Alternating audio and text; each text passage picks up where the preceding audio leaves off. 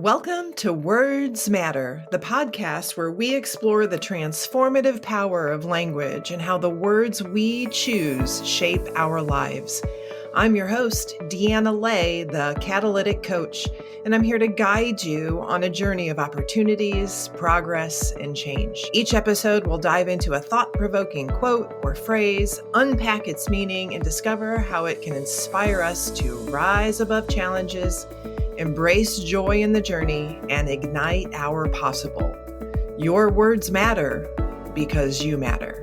Now, let's get to today's amazing episode. Well, hello, friends. I'm so glad you're back with me for another episode of Words Matter.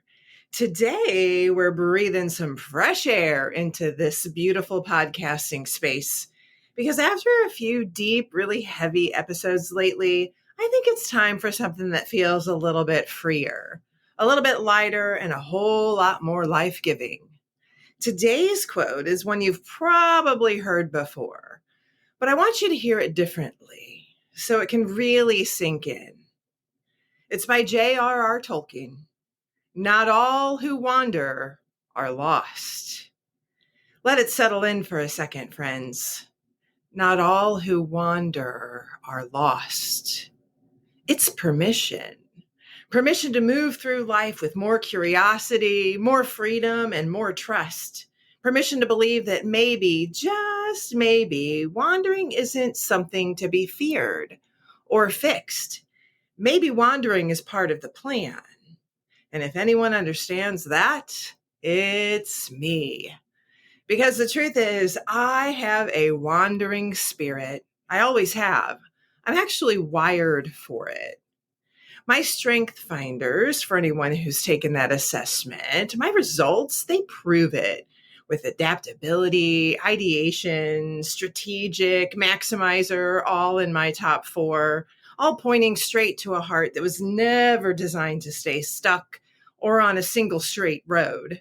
I was built to move, to pivot, to explore new paths when old ones stopped making sense, to imagine new possibilities when the well-worn trail ends. But for a long time, I fought it. Because life was lifey for quite a while. One thing after another, loss after loss, storm after storm. And somewhere along the way, I convinced myself that if I didn't have every next step mapped out perfectly, disaster would find its way to me. That if I wasn't always in control, if my road wasn't straight enough, clean enough, fast enough, I must have failed. I became a catastrophizer, friends, without even realizing it. Always scanning for what could go wrong, always bracing for impact, always living with that low-grade hum of fear that if I wasn't perfectly on track, I must be hopelessly lost. It wasn't that I didn't love my life. It wasn't that I wasn't proud of the life that I was building. It's that I didn't trust the messy middle of it all. I didn't trust the winding road. There was always more to chase, more to prove, more that felt unfinished, as you learned about me last week. And if the path ahead wasn't perfectly clear, well, I assumed the worst. But sitting here today, I see it all so differently. I don't feel lost anymore because I know who I am and I know why I'm here. My purpose is to build community, to create spaces where people can connect, belong, and rise together. And my mission, well, it's simple, powerful, and clear. To help people connect with each other and with themselves, and to show them how to turn their impossible into I'm possible. And that mission, well, it for sure wasn't built on a clean paved road. It was shaped through wandering, through conversations on trails, through detours I didn't plan for, through messy middle moments I wanted to rush past, but needed to walk through. The wandering didn't pull me off course. It pulled me deeper into who I was and who I was always meant to be. Not all who wander are lost. Sometimes wandering is exactly how you find pieces of yourself you didn't even know you were searching for. Because when you give yourself permission to wander, you also give yourself permission to discover, to be surprised, to grow, to change, to trust the story you're living, and the one that's still unfolding, and the one that's worth sticking around for. So if you're in a wandering season right now, if your path feels uncertain, messy, undefined, I want you to hear this deep into your bones, friend. You're not lost. Because wandering isn't about standing still. It isn't about being stuck or paralyzed by fear. Wandering, if you think about it, is movement. It's breath. It's life in motion. It's stepping forward even when you don't know exactly where the road leads. It's forward leaning faith that says, I trust the journey, even if I don't see the full map yet. Wandering is curiosity and action. It's an openness to explore, to grow, to stretch beyond what you know today. Momentum, not in a frantic, desperate way, but in a steady, soul-led way that keeps you moving towards your possible. And that's important because there's a big difference between wandering and worrying. Worrying keeps you stuck. It ties you in knots. It loops you in circles. It makes you afraid to take a step because what if it's the wrong one?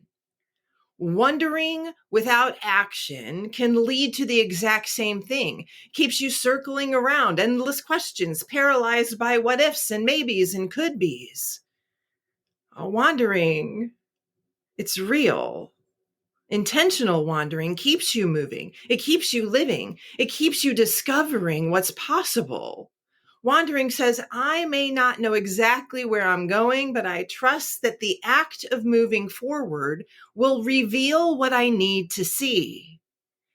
And when you live in that way, not worrying and wondering, stuck, you stretch yourself. You start finding something beautiful. You find joy in the journey itself.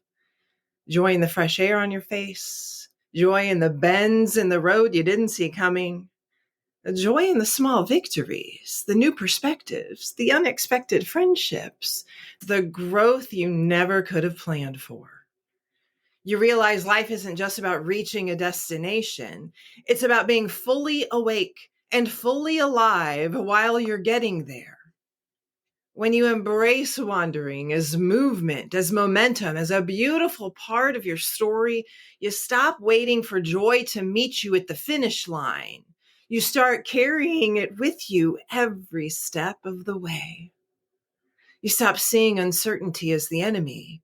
You start seeing it as the adventure.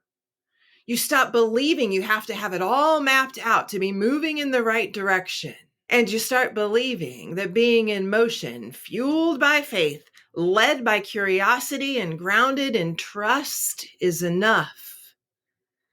Friends, your wandering is not wasted. Your wandering is not wrong. Your wandering is a sacred, beautiful part of your becoming. Because you're on a wild, beautiful path that is still being written. So maybe this wandering isn't a detour. Maybe, just maybe, what feels like a mess right now is actually your map. So what if this season isn't here to derail you, but to reveal you? What if this uncertainty isn't evidence that you're failing, but proof that you're brave enough to keep going even when the way isn't clear? What if wandering is where the real magic happens, the kind you can't find on a straight line? Because, friends, some of the most beautiful dreams, some of the deepest transformations, they're not born from certainty. They're born from wandering. And today I want to offer you 3 shifts that you can make right now, 3 ways to embrace your wandering and let it shape you instead of scare you. Are you ready? First, loosen your grip on that master plan that you have for your life. You know that you don't have to have a 5-year vision fully mapped out to be making meaningful progress. You don't even have to know exactly where you're going to end up. You just need to move in the direction of your aliveness, to follow the thing that sparks your curiosity, the thing that calls you, even if it doesn't make perfect sense yet. Ask yourself, where do I feel life rising up in me right now? Where am I being nudged forward? Start there. Take one small, brave step toward what feels true to you today, and trust that path will appear in front of you as you walk it. Second, stop measuring progress by how straight or fast your road looks. Progress isn't a line on a graph. It's not about neat timelines and tidy milestones. Progress is messy. It's tangled. It looks like circles and stumbles and pivots and restarts. And every twist, every loop, every lesson tucked inside of wandering, well, it builds strength. It builds strength inside of you that a straight road never could. So if your journey feels wild and winding right now, good. That's where real depth grows. Third, trust your internal compass more than the external noise. There will always be voices shouting at you, telling you to pick a lane, stay in a box, speed up, slow down, be more, be less. But your heart, that beautiful heart and soul of yours, they know. You were given an inside voice for a reason. You were given instincts and dreams and nudges for a reason too. Tune into them, listen to them, follow them, because your heart and soul remembers the way, even when that beautiful brain of yours doubts it. Wandering isn't a weakness you need to fix. It's a powerful part of how you find your own way home, your own way back to you. So if you're wandering today, if you're stepping into the unknown with more questions than answers, let me be the voice that reminds you you're not lost. You're not broken. You're not behind. You are becoming wildly, beautifully, bravely the person you were always meant to be. Not all who wander are lost. Some of us are just bold enough to believe that the best things in life aren't found on the straightest path. Some of us are brave enough to trust the wide open, messy, magnificent road unfolding beneath our feet. Some of us are okay with being lost because it's in being lost that we can find ourselves.